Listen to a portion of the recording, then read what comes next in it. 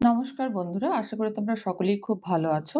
আজ আমরা JSS 24 অর্থাৎ জুলাই 2024 এ যে সিটেট পরীক্ষা হয়েছিল তার পেপার 2 এর যে বুকলেট কোড I অর্থাৎ সেট I এর প্রশ্নপত্র নিয়ে আলোচনা করব।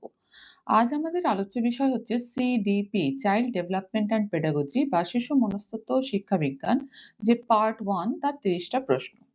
প্রথমেই কোয়েশ্চেন নাম্বার 1 এ চলে আসি। দেখো, In progressive education, children are perceived as অর্থাৎ প্রগ্রেসিভ এডুকেশন বা প্রগতিশীল শিক্ষায় স্টুডেন্টদেরকে বা চিলড্রেনদেরকে কিভাবে দেখা হয়।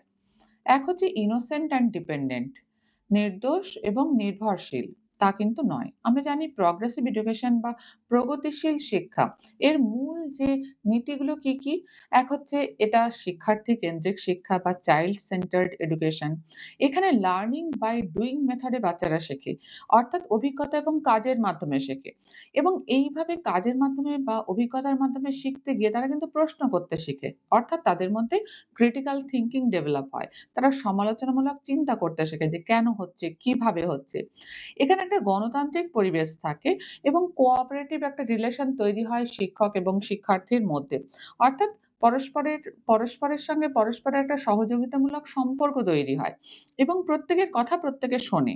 এবং এই যে প্রগ্রেসিভ এডুকেশন, এটা কিন্তু কানেক্টেড উইথ রিয়াল লাইফ, বাস্তব জীবনের সঙ্গে কিন্তু এই শিক্ষার একটা সংযোগ রয়েছে। এবং এখানে যে পাঠ্যক্রম যেটা রয়েছে কারিকুলাম, সেটা কিন্তু নমনীয় বা ফ্লেক্সিবল কারিকুলাম। যদি টিচার মনে করেন যে নিউ মেথড অফ এক্সপেরিমেন্ট এর জন্য তিনি একটা নতুন যে পড়ানোর মেথড তিনি ইমপ্লিমেন্ট করবেন বা কোনো জায়গায় তিনি কিছু চেঞ্জ করতে চাইছেন, তাহলে সেটা করার কিন্তু ফ্লেক্সিবিলিটি টিচারদের রয়েছে কারিকুলামের মধ্যে।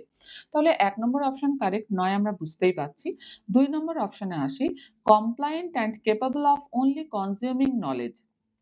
বাচ্চারা শুধুমাত্র জ্ঞান আহরণ করতে সক্ষম এবং তারা খুব কমপ্লায়েন্ট, অনুগত, তা কিন্তু নয়। এখানে কিন্তু এটা শিক্ষার্থী কেন্দ্রিক শিক্ষা, এটা তো শিক্ষক কেন্দ্রিক শিক্ষা নয়।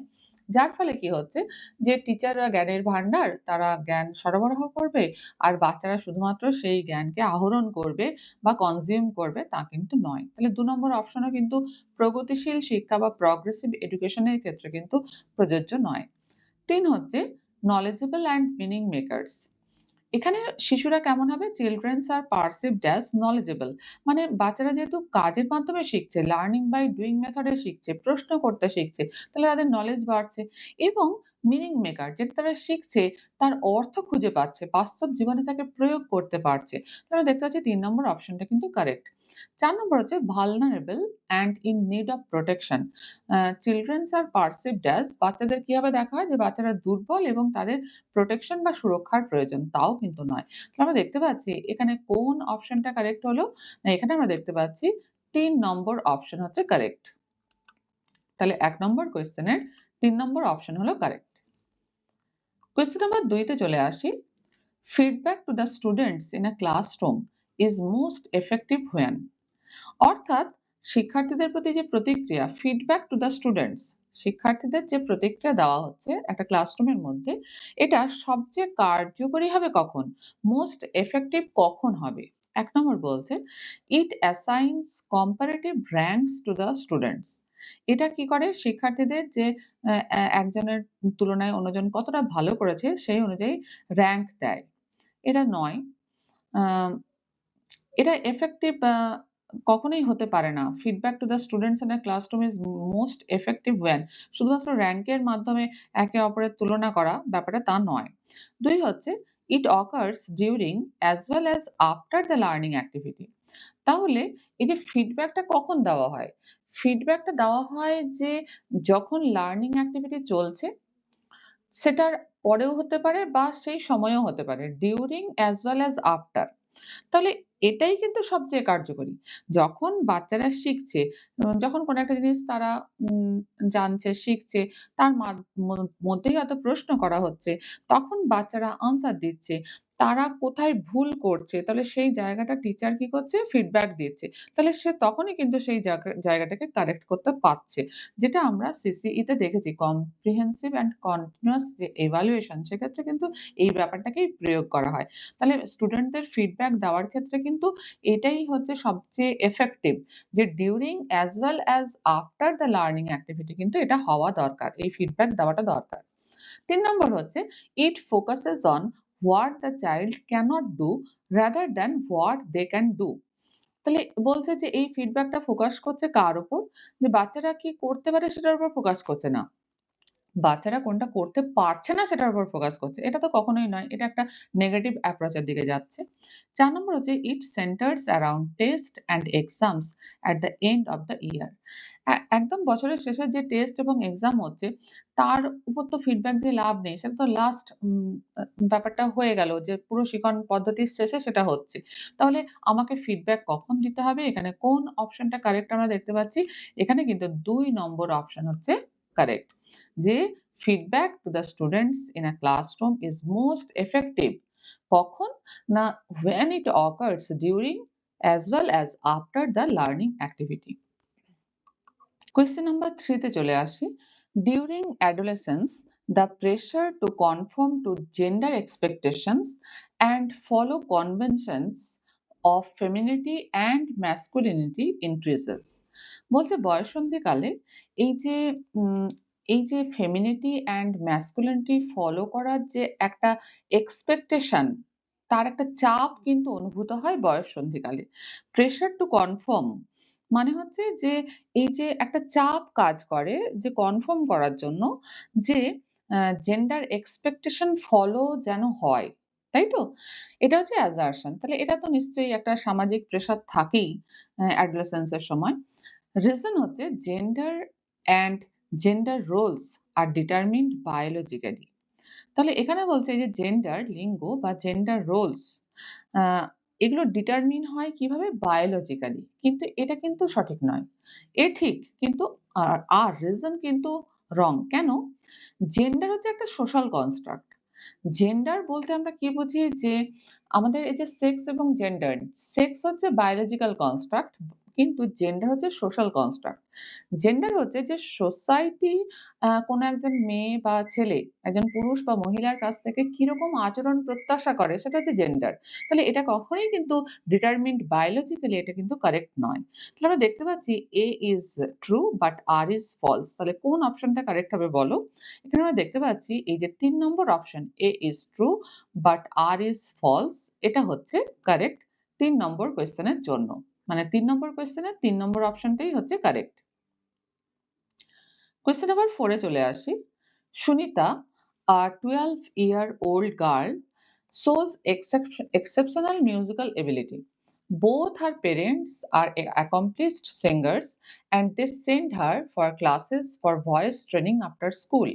Her capabilities are most likely to be the result of an interaction between.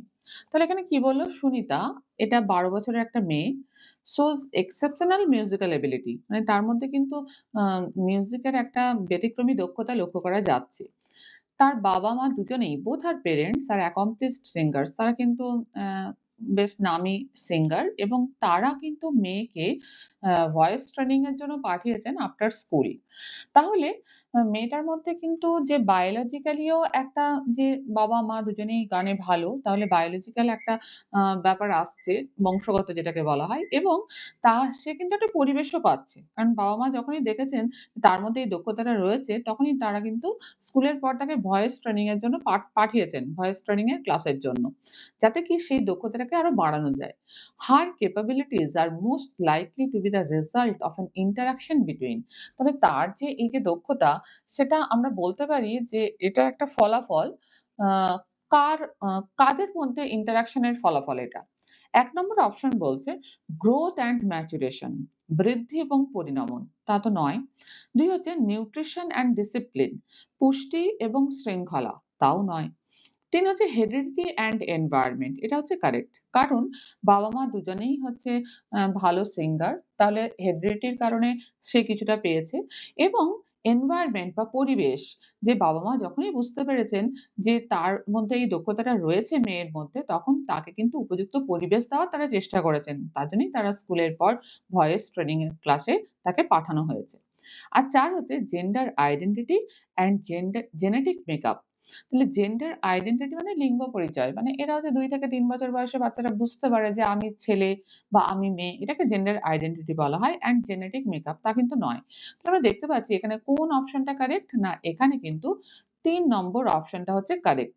যে হেরিডিটি এবং এনভায়রনমেন্ট এর ইন্টারেকশন এর জন্যেই কিন্তু তার যে এই ক্যাপাবিলিটি সেটা কিন্তু ধীরে ধীরে বেড়ে উঠবে। Her capabilities are most likely to be the result of an interaction between heredity and environment. Question number 5 এ চলে আসি। Sensitive periods are those time periods during which certain dash are specially important for course of normal development. তাহলে বলছে normal development বা স্বাভাবিক বিকাশের জন্য খুবই গুরুত্বপূর্ণ কোন ব্যাপারটা, কোন ফ্যাক্টরটা সেনসিটিভ পিরিয়ডস এর ক্ষেত্রে।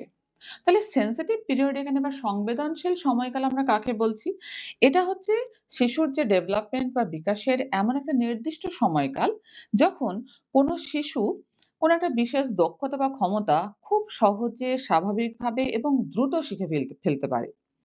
কিন্তু এই সময়টা যদি পেরিয়ে যায়, এই যে সেনসিটিভ পিরিয়ড যদি পেরিয়ে যায়, তাহলে কিন্তু সেই শিশুর পক্ষে ওই জিনিসগুলোই শেখা তুলনামূলকভাবে কঠিন হয়ে পড়ে। এই ধারণাটা মূলত দিয়েছিলেন মারিয়া মন্টেসরি। দেখা যায় যে ভাষার যে বিকাশ, দেখা যায় জন্ম থেকে ৬ বছরের মধ্যেই কিন্তু বাচ্চাদের ভাষার বিকাশ বা ল্যাঙ্গুয়েজ ডেভেলপমেন্ট পুরোপুরিভাবে ঘটে যায়। সেন্সরি ডেভেলপমেন্ট বা ইন্দ্রিয়ের বিকাশ ঘটে ০ থেকে ৫ বছর মানে জন্ম থেকে ৫ বছরের মধ্যেই ঘটে যায়। শারীরিক বিকাশ বা ফিজিক্যাল ডেভেলপমেন্ট এর ক্ষেত্রে দেখা যায় যে জন্ম থেকে ৪ বছরের মধ্যে কিন্তু খুব দ্রুত হারে একটা ফিজিক্যাল ডেভেলপমেন্ট ঘটে। ডিসিপ্লিন বা নিয়ম শৃঙ্খলা শেখার ক্ষেত্রে ২ থেকে ৪ বছর বয়স অত্যন্ত গুরুত্বপূর্ণ। সামাজিক এবং নৈতিক বিকাশ বা সোশ্যাল এবং মোরাল ডেভেলপমেন্ট বাচ্চারা জেনারেলি ৩ থেকে ৬ বছর বয়সকালের মধ্যেই আয়ত্ত করে ফেলে এবং লেখা ও পড়ার যে পূর্ব প্রস্তুতি সেটা বাচ্চারা শেখে ৩ থেকে ৬ বছরের মধ্যে। তাহলে আমরা দেখতে পাচ্ছি যে সেনসিটিভ পিরিয়ডস আমরা কোন সময়টাকে বলছি এটা নিয়ে কিন্তু অনেকবার অনেক কোয়েশ্চেনেই কিন্তু এই সেনসিটিভ পিরিয়ডটা এসেছে। প্রত্যেকটা কোয়েশ্চেনেই প্রায় থাকে এই রকমের একটা প্রশ্ন। তাহলে sensitive periods are those time periods during which certain ১ নম্বর অপশন হচ্ছে genetic predispositions যে বংশগত জিনের যে predisposition যেটা পিতামাতার কাছ থেকে বাচ্চারা পাচ্ছে তা কিন্তু নয়। ২ হচ্ছে ethnic factors অর্থাৎ জাতিগত যে ফ্যাক্টর তাও নয়। ৩ হচ্ছে environmental factor এবং ৪ হচ্ছে hereditary factor মানে বংশগত কারণ। আর environmental factor হচ্ছে পরিবেশগত কারণ। তাহলে এখানে কিন্তু কোন অপশনটা কারেক্ট হবে? না এখানে দেখা যাচ্ছে যে, এই যে ৩ নম্বর অপশন সেটা কারেক্ট হবে। এখানে মূল ভূমিকা পালন করে কি environmental factors অর্থাৎ sensitive periods are those time periods during which certain environmental factors are specially important for course of normal development. ঠিক আছে? স্বাভাবিক বিকাশের জন্য কিছু পরিবেশগত কারণ কিন্তু ভীষণভাবে আ দায়িত্ব পালন করে এই সেনসিটিভ পিরিয়ড এর ক্ষেত্রে। ঠিক আছে? কোয়েশ্চেন নাম্বার 6 এ চলে আসি। In order to develop critical thinking among students বাচ্চাদের মধ্যে ক্রিটিক্যাল থিংকিং ডেভেলপ করার জন্য টিচার শুড একজন টিচারকে কি করা উচিত? এই যে ক্রিটিক্যাল থিংকিং ব্যাপারটা কি?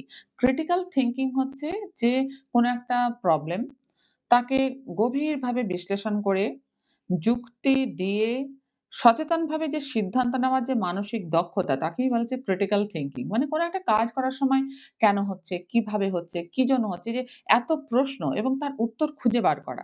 তাকে সমস্যাকে বিশ্লেষণ করলো, প্রশ্ন তার থেকে তাকে বিশ্লেষণ করা হলো। তার থেকে কিন্তু সিদ্ধান্তে আসা হলো যে অ্যা এটা এটা থেকে আমরা এই সিদ্ধান্তে আসতে পারছি। তাহলে এটাকেই বলা যায় ক্রিটিক্যাল থিংকিং। এটার জন্য টিচারকে কি করতে হবে স্টুডেন্টের মধ্যে ক্রিটিক্যাল থিংকিং ডেভেলপ করার জন্য? ১ বলছে ask only those questions which carry single answers তাহলে বলছে সে শুধুমাত্র সেই সমস্ত প্রশ্নগুলো করা উচিত যার শুধুমাত্র একটাই আনসার থাকবে। তাহলে একটাই যদি আনসার থাকে সেখানে তো আম মনে রাখলেই হবে। সেখানে ক্রিটিক্যাল থিংকিং এর কোনো জায়গা নেই। ২ হচ্ছে discourage the students from asking doubts and questions. তাহলে বাচ্চাদের মধ্যে কোনো একটা জিনিস শেখার সময় কিছু ডাউট, সন্দেহ তৈরি হলো, কিছু কোয়েশ্চেন, প্রশ্ন তৈরি হলো। সেটাকে যদি আম জিজ্ঞাসা করা থেকে তাদের ডিসকারেজ করা হয়, তাহলে তাদের মধ্যে কখনোই ক্রিটিক্যাল থিংকিং ডেভেলপ হওয়ার কোনো সম্ভাবনা নেই। ৩ হচ্ছে give questions that involve inference and explanations। মানে তাদের এমন কোয়েশ্চেন দিতে হবে যেটা তাদেরকে ইনফারেন্স মানে এটার সঙ্গে কোন বিষয়গুলো জড়িত মানে এগুলো অনুমান করার চেষ্টা করবে তারা এবং এক্সপ্লেনেশন বা ব্যাখ্যা করতে পারবে। এটা কারেক্ট। এটার মাধ্যমে কিন্তু ক্রিটিক্যাল থিংকিং বাচ্চাদের মধ্যে ডেভেলপ করা যায়। আর ৪ নম্বর হচ্ছে avoid questions which need inference and analysis। যে সমস্ত প্রশ্নগুলোর ক্ষেত্রে ইনফারেন্স বা অনুমান এবং অ্যানালিসিস বা বিশ্লেষণ আ করার দরকার থাকে সেগুলোকে এড়িয়ে যাওয়া। তো সেগুলোকে যদি এড়িয়েই যাওয়া যায় তাহলে বাচ্চারা চিন্তা করতে শিখবে কিভাবে? তাহলে আমরা দেখতে পাচ্ছি এখানে কোন অপশনটা কারেক্ট হবে? না এখানে আমরা দেখতে পাচ্ছি ৩ নম্বর অপশন হচ্ছে কারেক্ট। যে in order to develop critical thinking among students, a teacher should give questions that involve inference and explanations। এমন কোয়েশ্চেন তাদের দিতে হবে যেখানে তারা ব্যাপারটাকে ব্যাখ্যা করবে, অনুমান করবে, সেটাকে ব্যাখ্যা করে সেখান থেকে যুক্তিসঙ্গত সিদ্ধান্তে এসে পৌঁছবে এবং এর মাধ্যমে তার মধ্যে ক্রিটিক্যাল থিংকিং ডেভেলপ হবে। পরের কোয়েশ্চেনে চলে আসি। Question number 7। A teacher asks herself, how can I provide experiences that require students to classify different types of objects in the environment and analyze their classification schemes?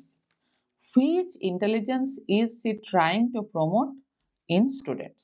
তাহলে একজন teacher নিজেই নিজেকে জিজ্ঞাসা করছেন যে how can I provide experience, আমি বাচ্চাদের কিভাবে অভিজ্ঞতা সরবরাহ করতে পারি যেটা প্রয়োজন কি জন্য students to classify different types of objects in the environment, পরিবেশের যে বিভিন্ন ধরনের অবজেক্টকে বা বস্তুকে ক্লাসিফাই করার জন্য বা তাদেরকে বিভিন্ন গ্রুপে ফেলার জন্য and analyse their classification schemes এবং তাদের যে এই যে ক্লাসিফিকেশন তারা করতে পারছে কি পারছে না সেটাকে বিশ্লেষণ করার যে ব্যাপারটা সেটা কিভাবে how can I provide experience, তাদেরকে এই এক্সপেরিয়েন্সটা আমি কিভাবে দেব? এটা একজন টিচার নিজেই নিজেকে জিজ্ঞাসা করছেন।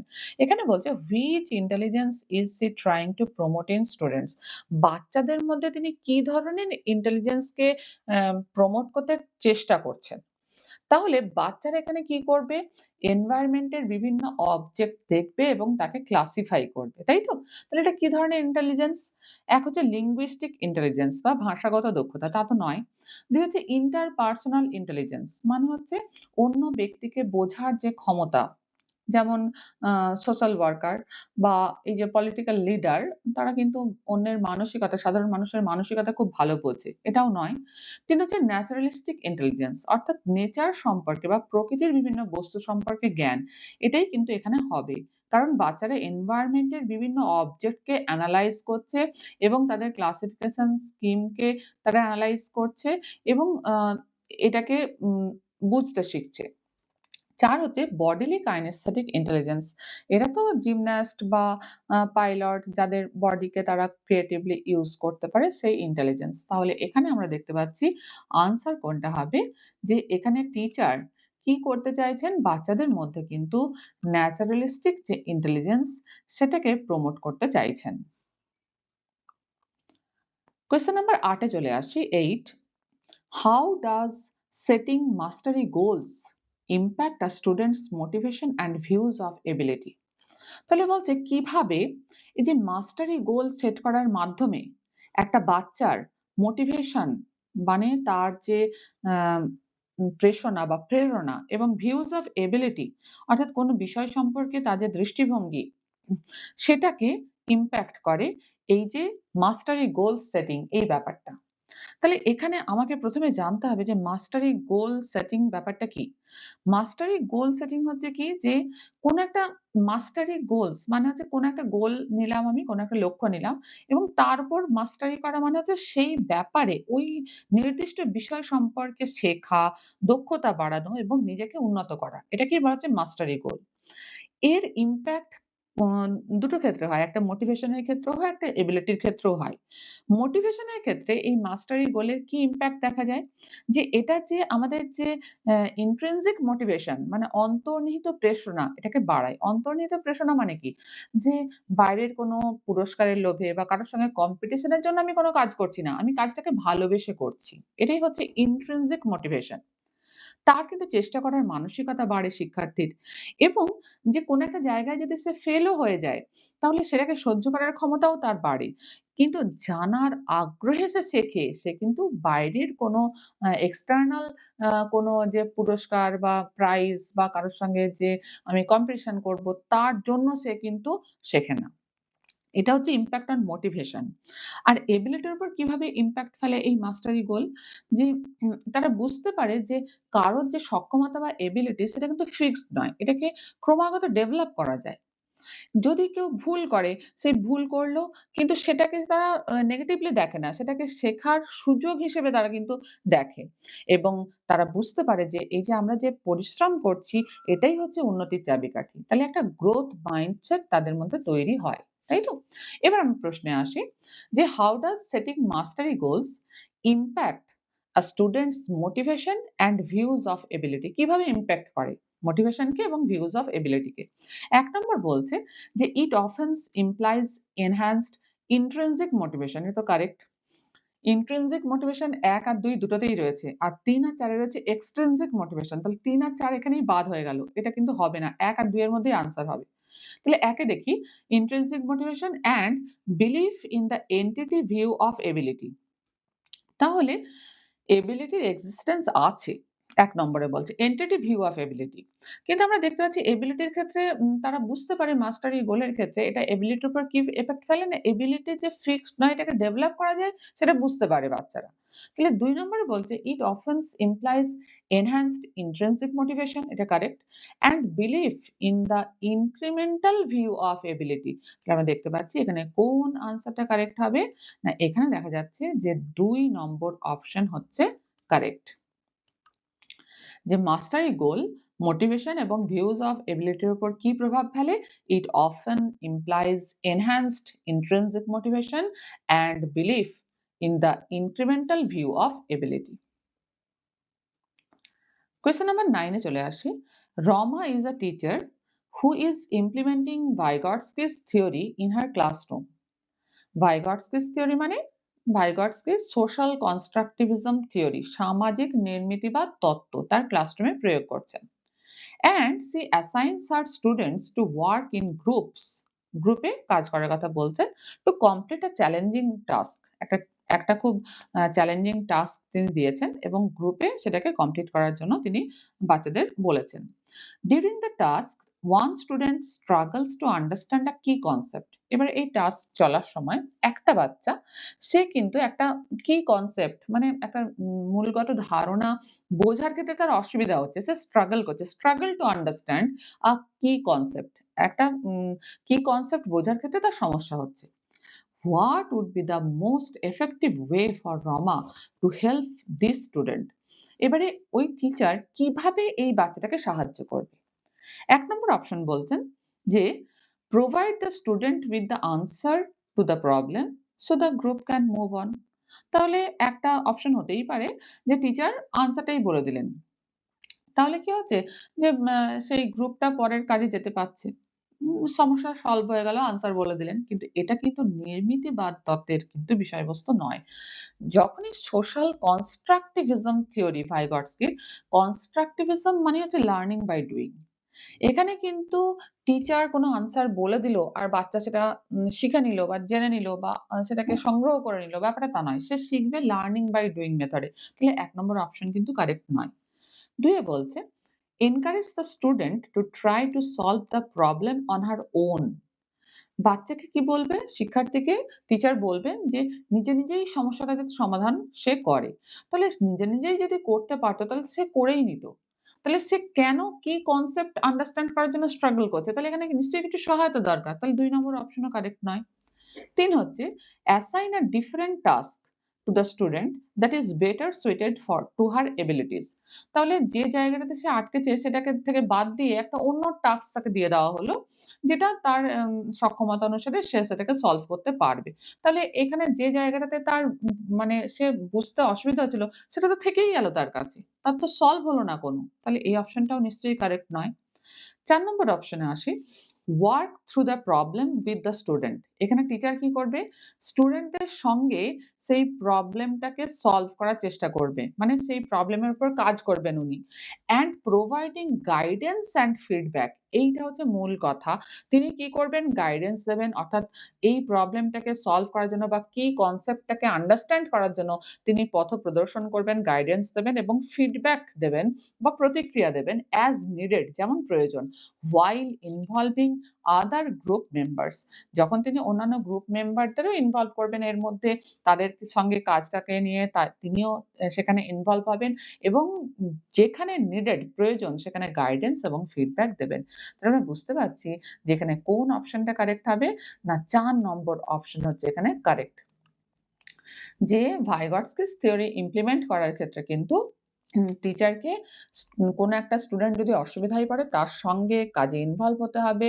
তাদেরকে একসঙ্গে সমস্ত বাচ্চাগুলোকে নিয়ে তাদেরকে গাইডেন্স দিতে হবে, ফিডব্যাক দিতে হবে প্রয়োজন অনুসারে এবং প্রবলেমটাকে সলভ করার ব্যাপারে বা কি কনসেপ্টটাকে আন্ডারস্ট্যান্ড করতে কিন্তু সাহায্য করতে হবে। কোয়েশ্চেন নাম্বার 10 এ চলে আসি। এটাও হচ্ছে অ্যাসারশন এবং রিজন এর একটা কোয়েশ্চেন। কি বলা হচ্ছে এখানে? এখানে assertion এ বলছে teachers should encourage debates, discussion and collaborations among students. তাহলে টিচারদের কি করতে হবে? এনকারেজ করতে হবে, উৎসাহ দিতে হবে। কি, কি ক্ষেত্রে? ডিবেটস মানে বিতর্ক, ডিসকাশন মানে আলোচনা এবং কোলাবোরেটিং অ্যামাং স্টুডেন্টস মানে পরস্পরের মধ্যে সহযোগিতা, শিক্ষার্থীদের পরস্পরের মধ্যে সহযোগিতার ক্ষেত্রে টিচারদের এনকারেজ করতে হবে। এটা তো নিশ্চয়ই কারেক্ট। কারণ দলগতভাবে আলোচনার ভিত্তিতে অনেক কিছু সলভ হয় এবং বাচ্চাটা কিন্তু এখানে কিন্তু করার মাধ্যমে শিখতে পারে। রিজন বলছে তাহলে এটা ট্রু, assertion হচ্ছে ট্রু। রিজন বলছে knowledge production is an inactive process. এটা তো কখনোই ঠিক নয়। knowledge production কখনোই inactive process হতে পারে না। এটা সবসময় হচ্ছে active process. And engagement in group activities hinders meaningful learning. কখনোই না।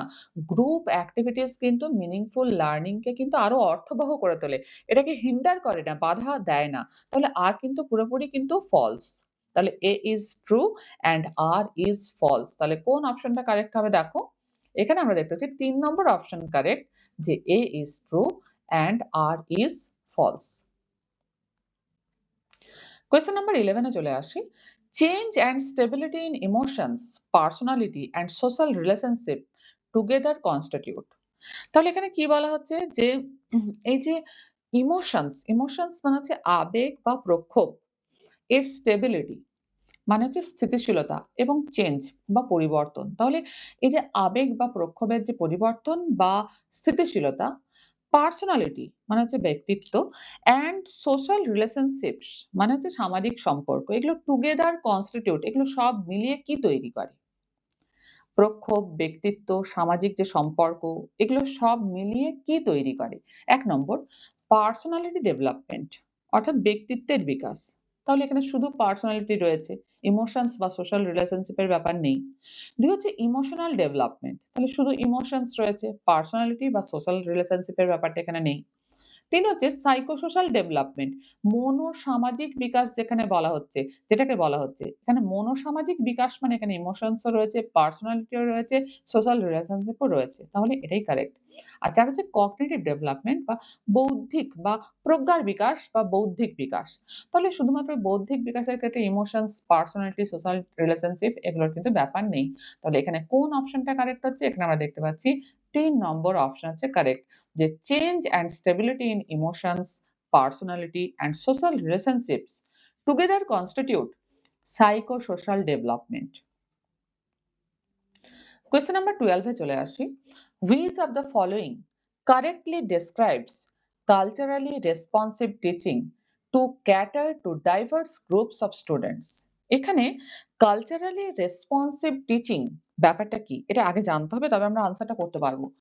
কালচারালি রেসপন্সিভ টিচিং হচ্ছে এমন এক ধরনের টিচিং প্রসেস বা শিক্ষণ প্রক্রিয়া যেটা কি করে, এই যে স্টুডেন্টসদের যে কালচারাল ব্যাকগ্রাউন্ড মানে তাদের যে সাংস্কৃতিক পৃষ্ঠভূমি, এক্সপেরিয়েন্স মানে অভিজ্ঞতা এবং পার্সপেক্টিভস বা দৃষ্টিভঙ্গি, এগুলোকে কিন্তু কি করে না রেসপেক্ট করে, ইউজ করে এবং রেকগনাইজ করে। এটাকে সম্মান দেয়, ব্যবহার করে এবং স্বীকৃতি দেয়।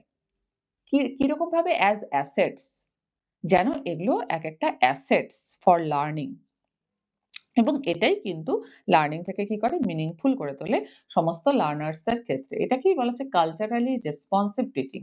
মানে কালচারকে গুরুত্ব দেওয়া হচ্ছে। প্রত্যেকটা বাচ্চার যে তাদের যে নিজস্ব কালচার তাকে গুরুত্ব দিয়ে কিন্তু শিক্ষণ প্রক্রিয়াকে এগিয়ে নিয়ে যাওয়া হচ্ছে। তাহলে এটাকে কারেক্টলি ডেসক্রাইবস করছে নিচের কোনটা? এক হচ্ছে ইনটেনশনাল, মানে যেটাকে ইচ্ছাকৃতভাবে করা হচ্ছে। অ্যাডাপটিভ মানে এখানে অভিযোজনের ব্যাপার রয়েছে, যে বিভিন্ন ব্যাকগ্রাউন্ড থেকে বিভিন্ন বাচ্চারা এসেছে, তাদেরকে প্রত্যেকে কিন্তু নিজস্ব কালচারের মাধ্যমে, কালচারকে যদি গুরুত্ব দিয়ে আমরা যদি টিচিং এর জায়গায় নিয়ে যাওয়া হয় বা টিচিংটাকে কালচারকে গুরুত্ব দিয়ে যদি শিক্ষণ প্রক্রিয়াকে এগিয়ে নিয়ে যাওয়া যায়, তাহলে কিন্তু সেটা তাদের শেখার পক্ষেও কিন্তু খুব সুবিধে হয়। তাই তো? তাহলে অ্যাডাপটিভ এটাও ঠিক, ইনটেনশনাল এটাও ঠিক।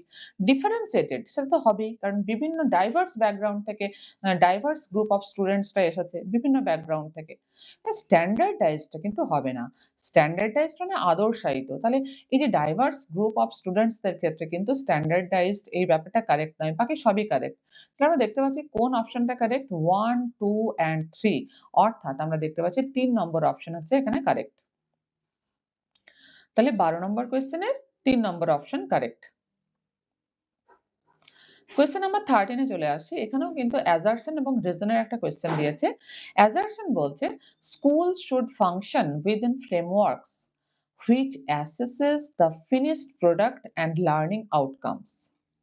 তাহলে স্কুলগুলো কিভাবে ফাংশন করা উচিত? Within frameworks which assesses the finished product, মানে একদম শেষে যে লার্নিং আউটকামস আমরা পাচ্ছি তাকে অ্যাসেস করা উচিত। এটা তো কখনোই নয়। সিসিই বা কন্টিনিউয়াস অ্যান্ড কম্প্রিহেনসিভ ইভ্যালুয়েশন আমরা দেখেছি যে কন্টিনিউয়াস নিরবচ্ছিন্নভাবে এবং সামগ্রিকভাবে কিন্তু একটা প্রসেস চলছে লার্নিং আউটকামস এর। এখানে ফিনিশড প্রোডাক্ট এবং লাস্ট লার্নিং আউটকামস এর উপর অ্যাসেস করা উচিত, সেটা কিন্তু কখনোই নয়। তাহলে এ ইজ ফলস।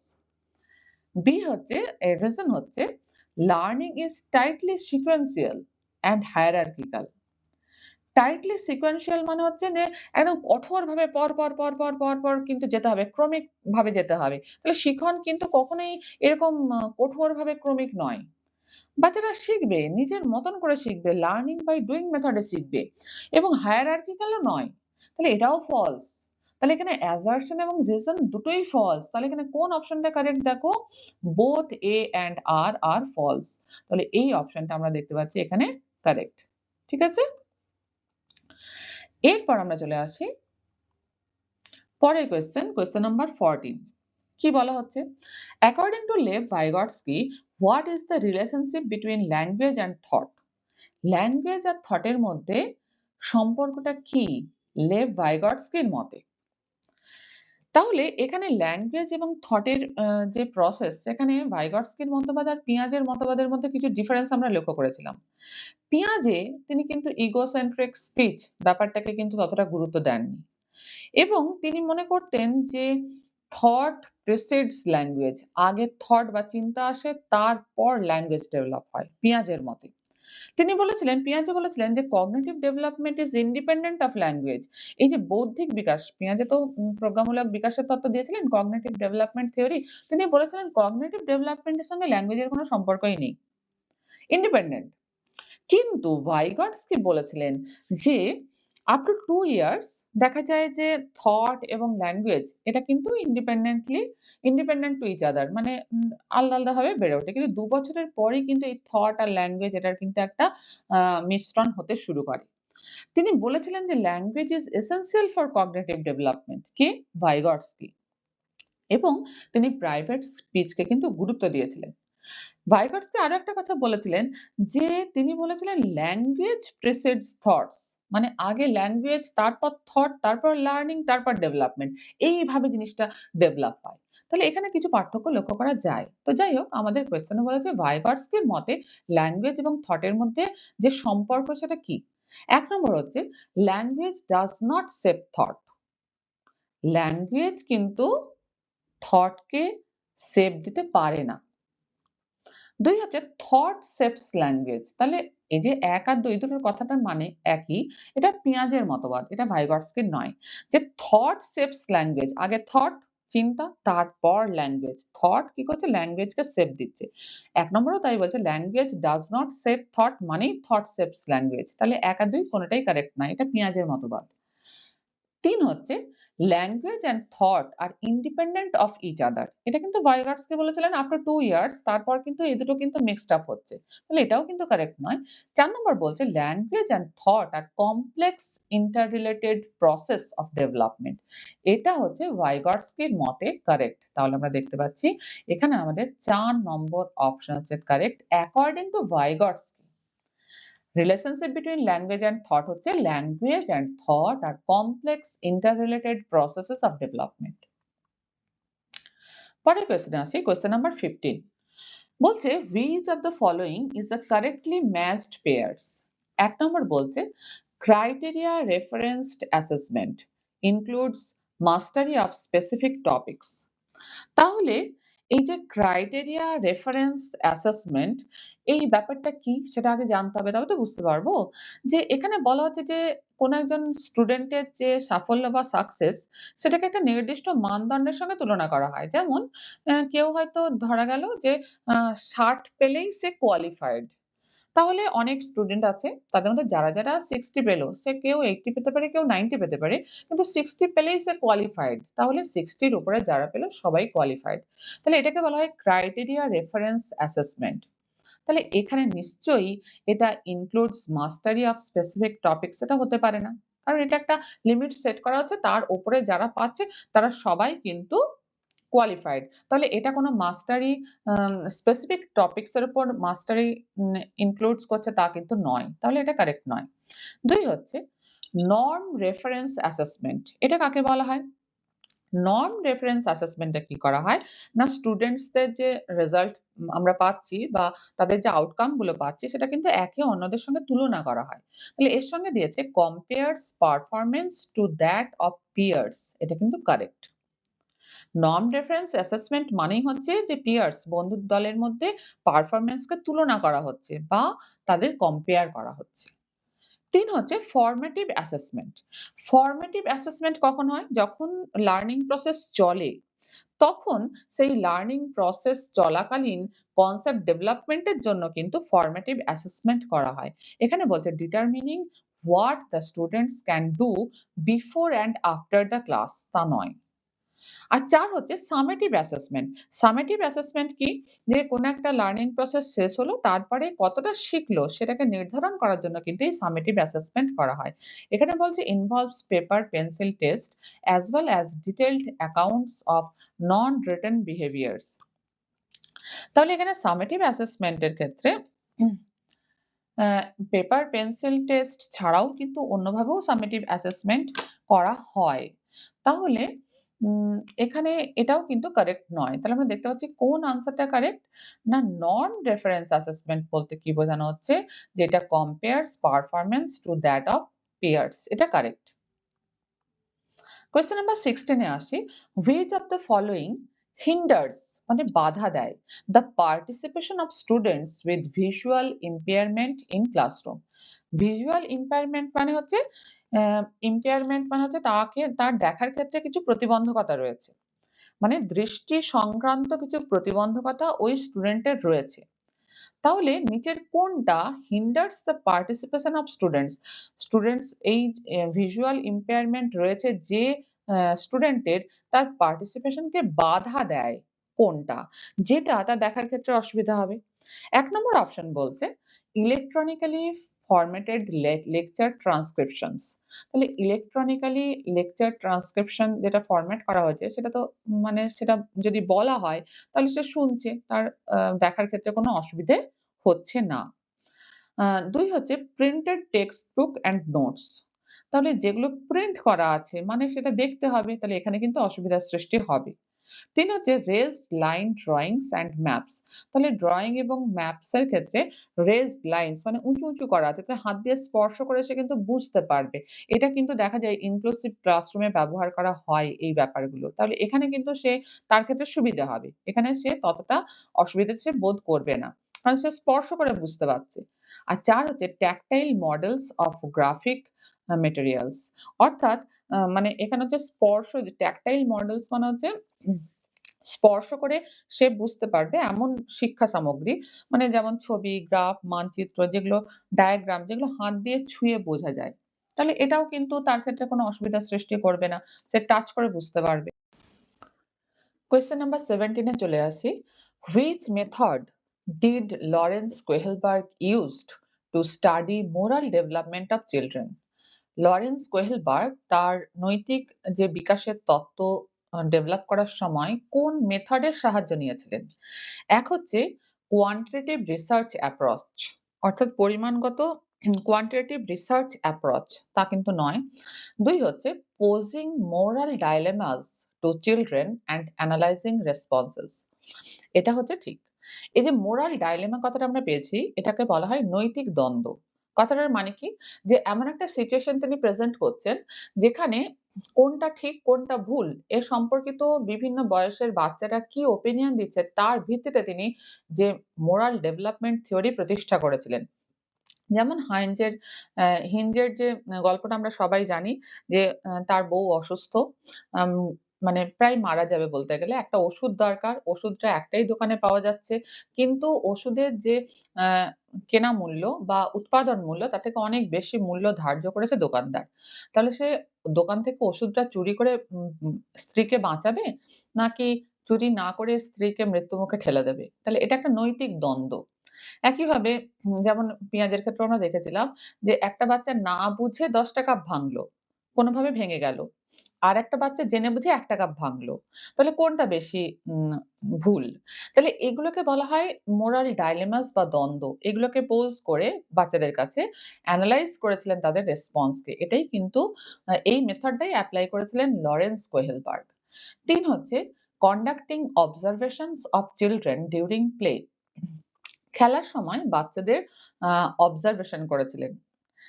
এটা পিঁয়াজে করেছিলেন। আর ৪ হচ্ছে এক্সপেরিমেন্টাল মেথড। তাহলে আমরা দেখতে পাচ্ছি এখানে কোন অপশনটা কারেক্ট হবে? না posing dilemmas to children and analyze response, এই মেথডের সাহায্য নিয়েছিলেন লরেন্স কোহেলবার্গ তার মোরাল ডেভেলপমেন্ট থিওরি তৈরির সময়। কোয়েশ্চেন নাম্বার 18 এ চলে আসি। Constructivist teaching leads to dash learning by students. Constructivist আমরা জানি পিয়াজেকে বলা হয় র‍্যাডিক্যাল কনস্ট্রাকটিভিস্ট এবং ভাইগাটস্কিকে বলা হয় সোশ্যাল কনস্ট্রাকটিভিস্ট। তাহলে যে নির্মিতিবাদ বাদ সম্পর্কিত যে শিক্ষণ পদ্ধতি সেটা leads to dash learning by students. ১ হচ্ছে ডিসকভারি, ২ হলো মিনিংলেস, ৩ হলো রোট, ৪ হলো receptive. Discovery learning by students এটাই কারেক্ট হবে। কারণ নির্মিতিবাদ মানে যে লার্নিং বাই ডুইং, নিজে করছি, দেখছি, প্রশ্ন করছি, তাকে ব্যাখ্যা করছি, বিশ্লেষণ করছি, সেখান থেকে সিদ্ধান্তে আসছি। মানে কি? কিছু আবিষ্কার করার মাধ্যমে শিখছি। মিনিংলেস লার্নিং, মিনিংলেস লার্নিং মানে যেখানে কিছু বুঝছিই না, মানে বুঝছি না, শুধুমাত্র কি শিখে যাচ্ছি নিজেও জানি না। রোট লার্নিং মানে কি? বারবার ধরে একটা জিনিসকে পড়ে সে মুখস্থ করা যান্ত্রিক পদ্ধতিতে শেখার মতন ব্যাপারটা চলে আসছে। আর রিসেপটিভ মানে কেউ বলছে, আমি শুনছি এবং গ্রহণ করছি আর শিখছি। তাহলে কনস্ট্রাকটিভ টিচিং এটা কিন্তু leads to discovery learning by students. এই আনসারটা কারেক্ট হবে। অর্থাৎ 18 নম্বর কোয়েশ্চেনের ১ নম্বর অপশন হচ্ছে কারেক্ট। কোয়েশ্চেন নাম্বার 19 এ চলে আসি। Students struggling with dyslexia. Dyslexia কাকে বলে? পঠন অক্ষমতা সংক্রান্ত যে সমস্যা, লার্নিং এবিলিটিস ডিসএবিলিটিস যেটাকে বলা হচ্ছে পঠন অক্ষমতা, সেটা হচ্ছে ডিসলেক্সিয়া। এরকম অনেকগুলো আমরা পেয়েছিলাম। ডিসগ্রাফিয়া মানে হচ্ছে লিখন সংক্রান্ত যে সমস্যা, লেখার সমস্যা। ডিসক্যালকুলিয়া হচ্ছে কি ক্যালকুলেশন করার যে সমস্যা। ডিসফেজিয়া মানে হচ্ছে কোনো একটা যে ল্যাঙ্গুয়েজ বা ভাষা সেটাকে অনুধাবন করা, বোঝা এবং ব্যক্ত করা, প্রকাশ করার ক্ষেত্রে সমস্যা। ডিসথেমিয়া এটা হচ্ছে মাথায় যে কেমিক্যাল ইমব্যালেন্স হওয়ার জন্য কোনো কারণে যে সবসময় একটা টেনশনের অবস্থা কাজ করে, এটাকে বলা হয় ডিসথেমিয়া। ডিসমরফিয়া হচ্ছে যে সবসময় কনফিউশন স্টেটে একটা থাকা, ভ্রমের অবস্থা। আর ডিসপ্র্যাক্সিয়া হচ্ছে যেমন দেখা যায় কিছু বাচ্চারা বোতাম লাগাতে পারে না। তারা কিন্তু জুতোর ফিতে বাঁধতে পারে না। কেন? না মাথার সঙ্গে শরীরের যে অন্যান্য অঙ্গ-প্রত্যঙ্গের যে সংযোগ, এই যে সংযোগের একটা অভাবজনিত এখানে সমস্যা একটা কাজ করে। এটাকে বলা হয় ডিসপ্র্যাক্সিয়া। এগুলো সম্পর্কে আমরা জেনেছি, এগুলো লার্নিং ডিসএবিলিটিস। তো এখানে যেটা জিজ্ঞেস করছে, students struggling with dyslexia can be taught to read. তাহলে ডিসলেক্সিয়া মানে পঠন অক্ষমতা সংক্রান্ত সমস্যায় যে বাচ্চাটা ভুগছে, তাদেরকে আমরা পড়া বা পঠন এই ব্যাপারটা শেখাবো কেমন করে? এক হচ্ছে থ্রু সিস্টেমেটিক ফোনোলজিক্যাল ট্রেনিং, মানে ধ্বনি সম্পর্কিত প্রশিক্ষণ। এটা কিন্তু ডিসলেক্সিয়ার বাচ্চাদের ক্ষেত্রে ভীষণভাবে কার্যকরী। ২ হচ্ছে by providing higher grade level reading text, মানে বেশ কঠিনতর একটা, মানে বেশ কঠিন টাইপের একটা টেক্সট পড়তে দেওয়া। সে পড়তেই পারছে না, তার সমস্যা রয়েছে, সে কিভাবে পড়বে? ৩ হচ্ছে by giving long and complex passages, লম্বা এবং জটিল প্যাসেজ তাকে দিয়ে দেওয়া হলো পড়ার জন্য। তাহলে যার পঠন অক্ষমতা রয়েছে সে তো পারবেই না এটা করতে। ৪ হচ্ছে through association method of conditioning. এখানে অনুবর্তন, কন্ডিশনিং মানে হচ্ছে অনুবর্তন, অ্যাসোসিয়েশন মেথড অফ কন্ডিশনিং। প্যাভলভের আমরা ক্লাসিক্যাল কন্ডিশনিং পেয়েছিলাম যে একটা কুকুরকে যেই মুহূর্তে ঘন্টা বাজানো হচ্ছে তার কিছুক্ষণের মধ্যেই, মানে ফ্র্যাকশনস অফ সেকেন্ড এর মধ্যে তাকে খাবার দিয়ে দেওয়া হচ্ছে। এবার ধীরে, ধীরে দেখা গেল যে যখনই ঘন্টা বাজানো হচ্ছে, খাবার দেওয়া হচ্ছে, কুকুরের লালাক্ষরণ হচ্ছে। এবারে একদিন শুধু এইভাবে কিছুদিন, বেশ কিছুদিন চালানোর পর একদিন শুধু ঘন্টা বাজানো হলো। দেখা গেল কুকুরের লালাক্ষরণ হচ্ছে। মানে কি? কন্ডিশনিং হয়ে গেছে, অনুবর্তিত হয়ে গেছে সে, এই যে ঘন্টা বাজলো মানেই খাবার আসবে এর সঙ্গে। মানে বারবার, বারবার একটা জিনিসকে করে সেটাকে অভ্যাসে পরিণত করা। এটাকে বলা হয় কন্ডিশনিং। তো এটাও কিন্তু নয়। তাহলে এখানে students struggling with dyslexia can be taught to read through systematic phonological training. এটাই হবে correct ১ number answer. Question number 20 তে চলে আসি। Jean Piaget's theory of cognitive development implicates that. Jean পিয়াজের যে কগনিটিভ ডেভেলপমেন্ট থিওরি সেটা কি বলে? এক হচ্ছে behaviour should be conditioned using reward and punishment. Reward এবং পানিশমেন্টের মাধ্যমে বিহেভিয়ারকে কন্ডিশনিং করা যায়। এটা কিন্তু জিন পিয়াজের কগনিটিভ ডেভেলপমেন্ট থিওরির ইমপ্লিকেশনস নয়। ২ হচ্ছে concept should be taught in a sequence of complex to simple. এখানে উল্টো দিয়েছে। এখানে কিন্তু কনসেপ্ট কিভাবে শেখাতে হবে? Simple to complex. সহজতর ধারণা থেকে ধীরে, ধীরে কঠিনতর ধারণার দিকে যেতে হবে। তাহলে এখানে উল্টো দেওয়া হয়েছে। তাহলে এটাও ঠিক নয়। ৩ হচ্ছে curriculum should be designed keeping children's age group and stage in mind. এটা কিন্তু সঠিক।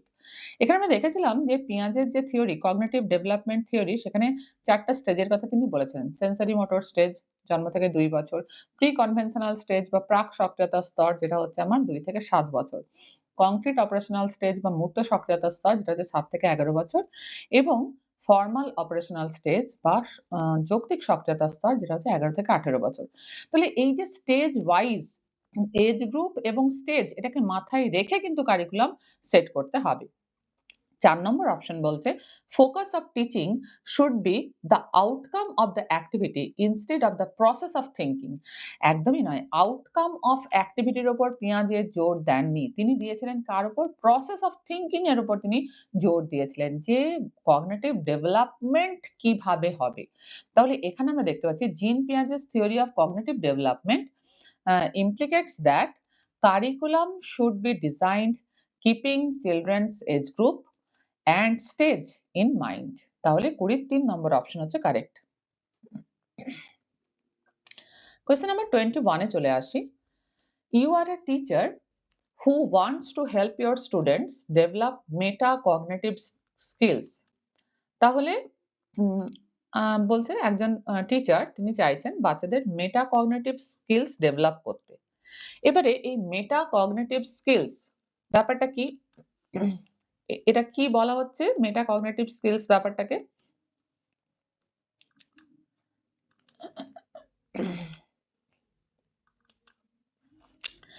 দেখো, এই যে মেটাকগনিটিভ স্কিলস হচ্ছে এটা হচ্ছে এক ধরনের abilities that help learners two plan, monitor and evaluate their own learning processes. মানে কোন একটা বাচ্চা তার যে নিজের যে লার্নিং প্রসেস মানে শিখন পদ্ধতি সেটা সম্পর্কে পরিকল্পনা করছে, প্ল্যান করছে, মনিটর করছে, তাকে পর্যবেক্ষণ করছে এবং ইভালুয়েট করছে মানে মূল্যায়ন করছে। তাহলে এটা এই যে মেটাকগনিটিভ স্কিলস এটা এক ধরনের স্কিল বা সক্ষমতা যেটা শিক্ষার্থীদের কি করে নিজেদের যে লার্নিং প্রসেস বা শিখন প্রক্রিয়া সেই শিখন প্রক্রিয়া সম্পর্কিত যে পরিকল্পনা বা প্ল্যান, পর্যবেক্ষণ বা মনিটর এবং মূল্যায়ন বা ইভালুয়েট করতে সাহায্য করে। নিজেদের শিখন প্রক্রিয়া সম্পর্কিত যে পরিকল্পনা, পর্যবেক্ষণ, মূল্যায়ন এগুলো করতে সাহায্য করছে নিজেই।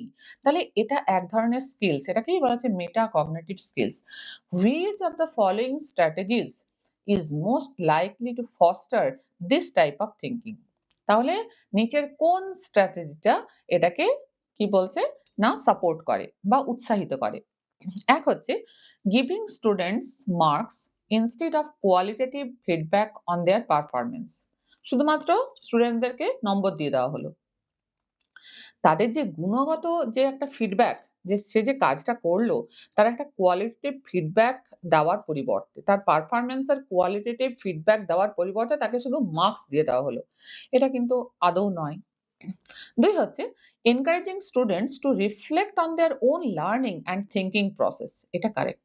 যেটা বলা হলো মেটাকগনিটিভ স্কিলস মানেই তাই যে বাচ্চারা নিজেরাই তাদের যে লার্নিং প্রসেস, থিংকিং প্রসেস তার উপর কিন্তু প্রতিক্রিয়া করবে। মানে সেটাকে চিন্তা ভাবনা করবে যে এটা কিভাবে হচ্ছে, কি হচ্ছে। মানে অ্যা নিজেদের শিখন এবং চিন্তন প্রক্রিয়া সম্পর্কে ভাববে।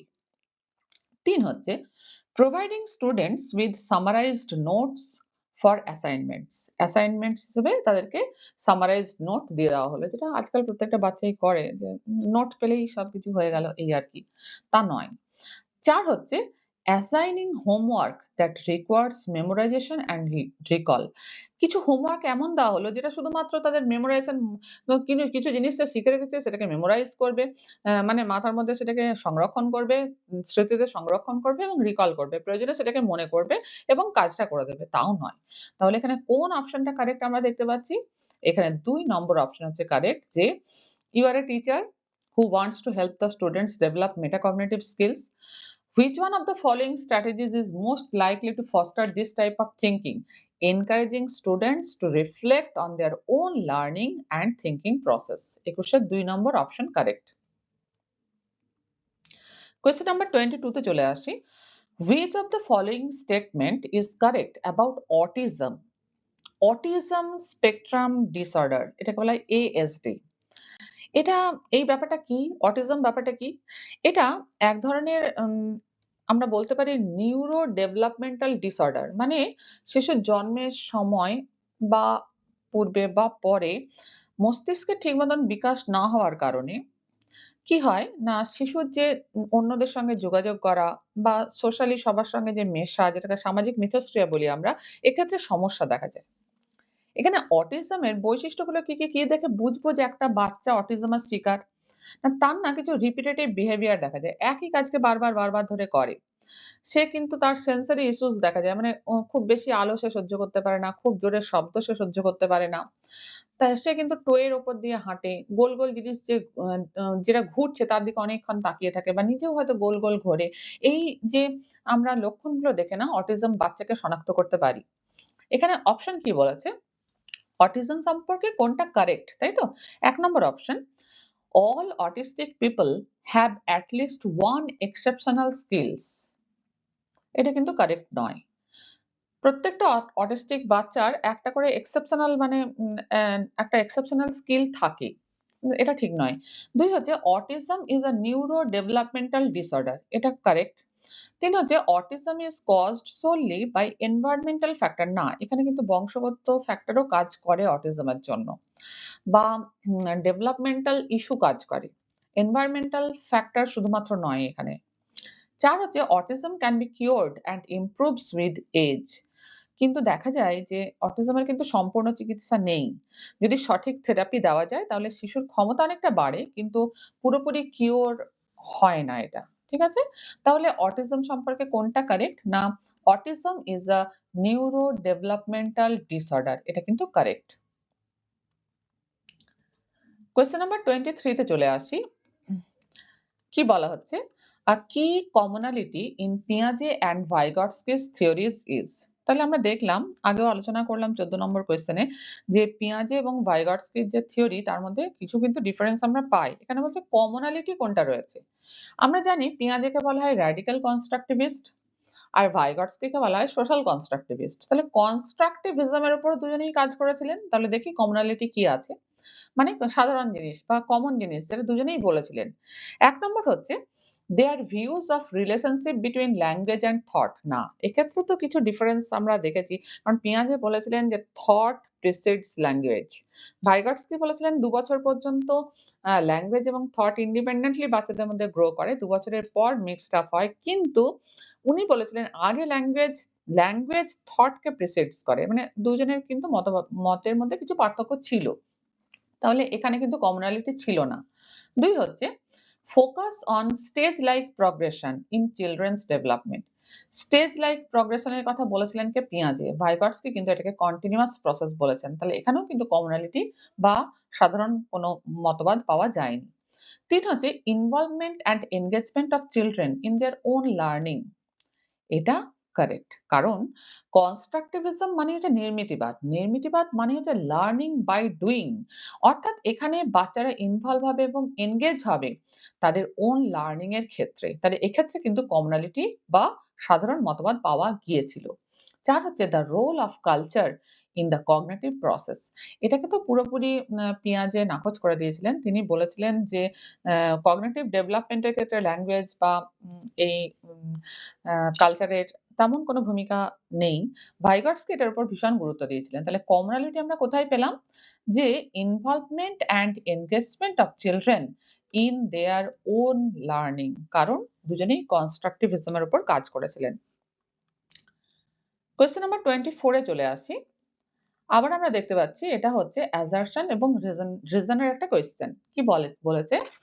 অ্যাসারশন বলছে teacher should respect the individual difference among learners. এটা তো নিশ্চয়ই একেবারেই ঠিক কথা।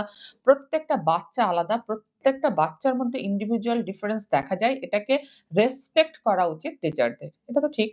Among learners and adapt their teaching to cater the needs of all students, এটাও ঠিক।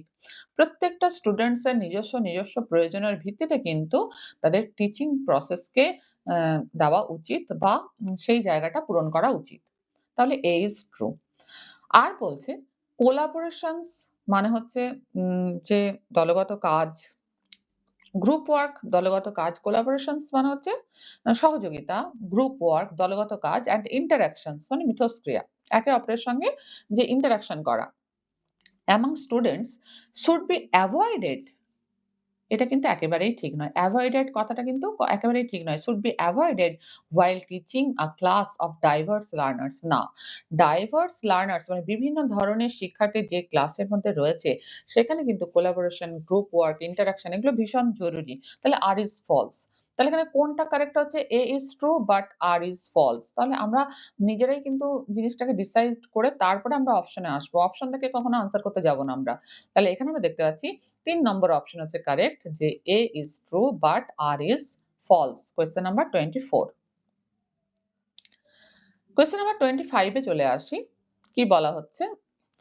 Which learning strategies involve children teaching others what they have learned? মানে কোন লার্নিং স্ট্র্যাটেজি এটা কি বলে যে children teaching others what they have learn, তারা যেটা শিখেছে বাচ্চারা সেটা অন্য কাউকে শেখাবে। এক হচ্ছে কন্ডিশনড লার্নিং। কন্ডিশনড লার্নিং নয়, মানে শর্ত সাপেক্ষ শিখন সেটা নয়। 2 হচ্ছে রোট লার্নিং মানে মুখস্থ করে শিখছে তাও নয়। 3 হচ্ছে এক্সপোজিটরি টিচিং অর্থাৎ ব্যাখ্যা সহ শেখানো হচ্ছে কিন্তু সেখানে অন্যকে শেখাচ্ছে এই ব্যাপারটা নেই। 4 হচ্ছে রেসিপ্রোকাল টিচিং এই ব্যাপারটা আছে পারস্পরিক শিক্ষণ মানে আমি একজন বাচ্চা যেটা শিখছে শিক্ষার্থী যেটা শিখছে সে অন্য কাউকে সেটা শেখাচ্ছে। আমরা জানি যে জ্ঞান দিলে বাড়ে তাই তো? তাহলে রেসিপ্রোকাল টিচিং হচ্ছে একটা লার্নিং স্ট্র্যাটেজি যেখানে children teaching others what they have learn তারা যেটা শিখেছে সেটা অন্য বাচ্চাদের তারা শেখাচ্ছে। কোয়েশ্চেন নাম্বার 26 এ আবার আমরা অ্যাসারশন এবং রিজনিং এর একটা কোয়েশ্চেন পেয়েছি। এখানে অ্যাসারশন কি বলা হচ্ছে? In Asian cultures which stress social harmony. তাহলে এশিয়ান কালচারে আমরা দেখি স্ট্রেস দেওয়া হয় কার উপর? সোশ্যাল হারমোনির উপর মানে সামাজিক ঐক্য। Expressions of anger are discouraged মানে রাগ দেখানো বা রাগের বহিঃপ্রকাশ এটাকে ডিসকারেজ করা হয়। এটাকে ভালো চোখে দেখা হয় না। অ্যান্ড সেম ইজ এনকারেজড আবার লজ্জা ব্যাপারটা এটাকেও এনকারেজ করা হয়। তাই তো এশিয়ান কালচারে। এটা ঠিক। রিজন কি বলছে? Emotions are subjective and do not play any role in learning. একেবারেই ভুল কথা। ইমোশনস বা প্রক্ষোভ এটার একটা গুরুত্বপূর্ণ ভূমিকা রয়েছে লার্নিং এর ক্ষেত্রে। তাই বলা হয় টিচারদের কিন্তু ক্লাসরুমে বাচ্চাদের ইমোশনাল সাপোর্ট দেওয়া ভীষণ জরুরি। তাহলে emotions are subjective and do not play any role in learning এটা false তাহলে A is true but R is false কোন অপশনটা কারেক্ট দেখো এখানে আমরা দেখতে পাচ্ছি 3 নম্বর অপশন হচ্ছে কারেক্ট যে A is true but R is false Asian কালচারে সত্যি সত্যি সোশ্যাল হারমোনি বা সামাজিক ঐক্যের উপর জোর দেওয়া হয় এই যে এক্সপ্রেশন অফ অ্যাঙ্গার রাগের বহিঃপ্রকাশ এটাকে ডিসকারেজ করা হয় এবং সেম লজ্জা এটাকেও এনকারেজ করা হয় সত্যি কথা তাহলে A is true but R is false question number 27 এ চলে আসি অ্যাকর্ডিং টু জিন পিয়াজে how are children different from adults তাহলে বাচ্চারা তো অ্যাডাল্টস এর থেকে কিছু ডিফারেন্স রয়েছে কিন্তু এখানে আমাকে বলতে হবে কিভাবে ডিফারেন্সটা অ্যাকর্ডিং টু জিন পিয়াজের মতামত অনুসারে কিভাবে একটা বাচ্চা একটা অ্যাডাল্টের থেকে আলাদা। 1 নম্বর বলা হচ্ছে যে children are dependent on adults while adults are independent তো চিলড্রেনরা সত্যি ডিপেন্ডেন্ট অ্যাডাল্টসরা ইন্ডিপেন্ডেন্ট কিন্তু এটা অ্যাকর্ডিং টু জিন পিয়াজে নয়। 2 হচ্ছে অ্যাডাল্টস আর much more knowledgeable than children এটা একেবারে বাচ্চাদের কথাটা আলাদা কিন্তু একটু বড় হওয়ার সঙ্গে সঙ্গে এটার পরিবর্তন হতেও পারে। এটা ভ্যারি করে বিভিন্ন ক্ষেত্রে। কিন্তু এটা অ্যাকর্ডিং টু জিন পিয়াজে এই ব্যাপারটা নয়। ৩ হচ্ছে children's thinking is qualitatively different from that of adults এইটা হচ্ছে কারেক্ট অ্যাকর্ডিং টু জিন পিয়াজে। বাচ্চারা অন্যভাবে চিন্তা করে। বাচ্চাদের চিন্তার যে গুণগত মান সেটা কিন্তু বড়দের থেকে আলাদা। আমরা এই যে বিভিন্ন স্টেজ ৪ টা যে স্টেজ পেয়েছিলাম sensory motor stage, pre operational stage এবং ফর্মাল অপারেশনাল স্টেজ। এখানে আমরা প্রত্যেকটা স্টেজে দেখেছিলাম যে বাচ্চার চিন্তা বা থিংকিং প্রসেসটা কিভাবে ডেভেলপ করে। তাই তো? তাহলে এখানে এটা সত্যি কথা অ্যাকর্ডিং টু জিন পিয়াজে children's thinking is qualitatively different গুণগত দিক থেকে আলাদা from that of adults. ৪ number বলছে children's thinking is quantitatively different from that of adults. Quantitatively মানে হচ্ছে পরিমাণগতভাবে আলাদা। পরিমাণগতভাবে নয়, গুণগতভাবে আলাদা। তাহলে এখানে আমরা দেখতে পাচ্ছি ২৭ এর ৩ নম্বর অপশন হচ্ছে কারেক্ট। এরপর আমরা পরের কোয়েশ্চেনে চলে আসি। কোয়েশ্চেন নাম্বার 28 কি বলা হচ্ছে? Which of the following questions promote analytical thinking? Analytical thinking কথাটার মানে হচ্ছে বিশ্লেষণমূলক চিন্তন। মানে যে চিন্তাতে আমরা কোনো একটা জিনিসকে যুক্তি বুদ্ধি দিয়ে বিচার বিশ্লেষণ করে তার থেকে সিদ্ধান্তে আসছে। এটা হচ্ছে অ্যানালিটিক্যাল থিংকিং। তার নিচের কোন কোয়েশ্চেনটা এই অ্যানালিটিক্যাল থিংকিং কে প্রমোট করে? তাই তো? দেখি। ১ হচ্ছে the capital city of India is.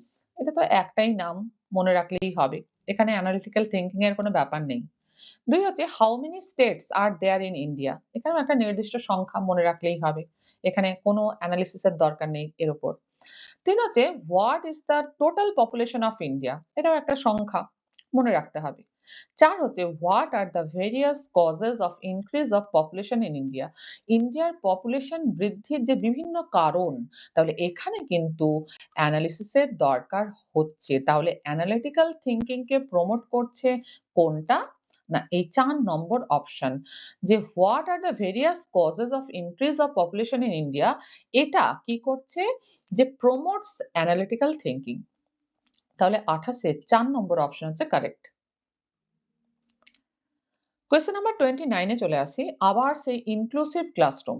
Inclusive classroom মানে কি? অন্তর্ভুক্তিমূলক শ্রেণীকক্ষ। অন্তর্ভুক্তিমূলক শিক্ষা ব্যাপারটা আমি বারবার বিভিন্ন কোয়েশ্চেনে অনেকবার ধরে এলো। ব্যাপারটা কি?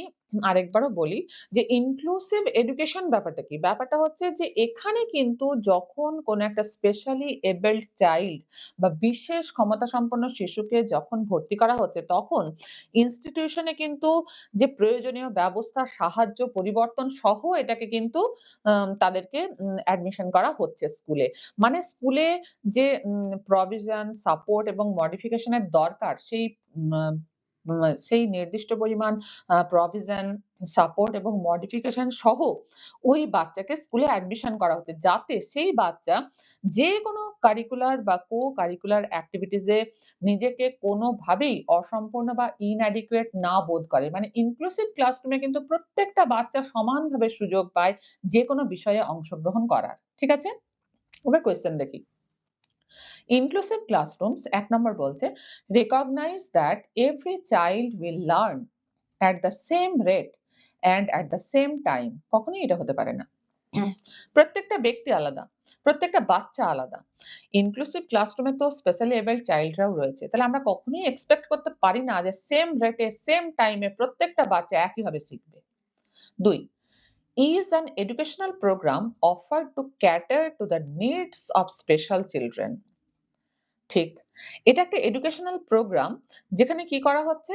যে স্পেশাল চিলড্রেনদের নিডস কে দেখা হচ্ছে। কিন্তু শুধু তো তাই নয়। এখানে প্রত্যেকটা বাচ্চাকে সমানভাবে দেখা হচ্ছে। শুধু স্পেশাল চিলড্রেনদের নয়।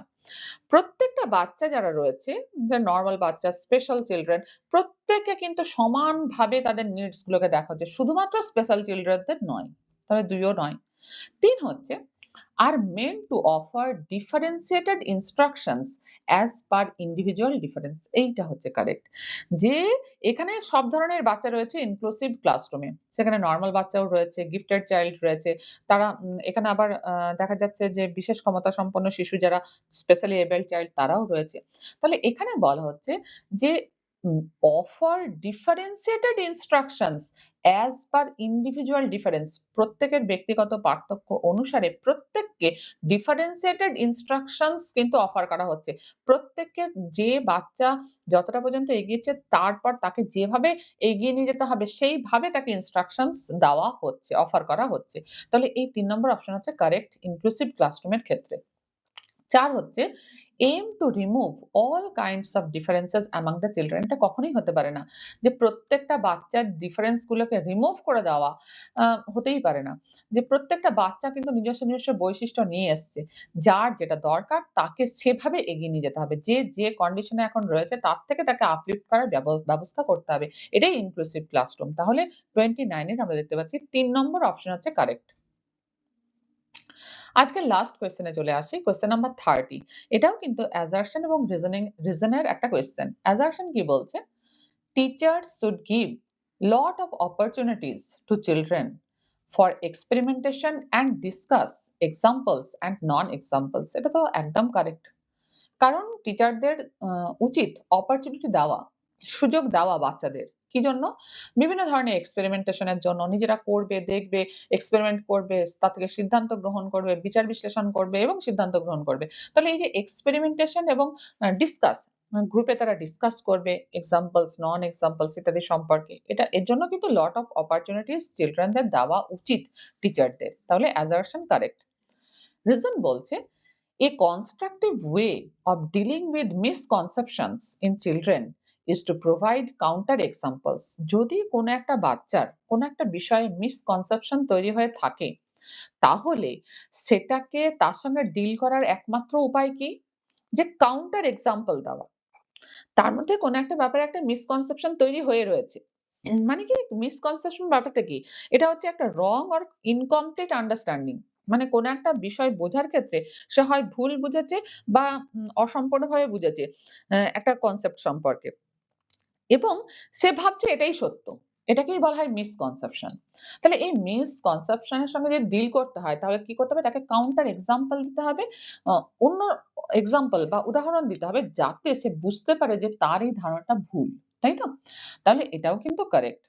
তাহলে আমরা assertion পেলাম যে teacher should give lot of opportunities to children for experimentation and discuss examples and non-examples। এর কারণটা কি?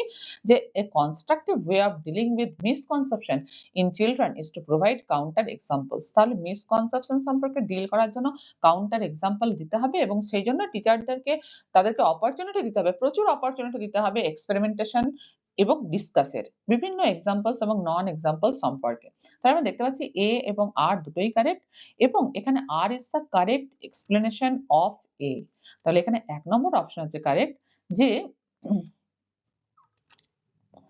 আমরা দেখতে পাচ্ছি যে এখানে both A and R are true and R is the correct explanation of A। তাহলে আজ আমরা সিডিপি বা চাইল্ড ডেভেলপমেন্ট অ্যান্ড পেডাগজি সেটা CTET July ২০২৪ paper 2 set I ৩০টা প্রশ্ন নিয়ে আজ আমরা আলোচনা করলাম। পরদিন আমরা এরপর যেটা করব সেটা হচ্ছে যে ডিসেম্বরে যে পরীক্ষাগুলো হয়েছিল না ৩ টে পরীক্ষা হয়েছিল মানে পেপার 2 এর ২ টো পেপার ছিল আর পেপার 1 এর একটা পেপার ছিল। তো ডিসেম্বর ২০২৪ এর পেপার 1 তার যে সিডিপির প্রশ্নগুলো নিয়ে পরদিন আমরা আলোচনা করব। ভালো থেকো।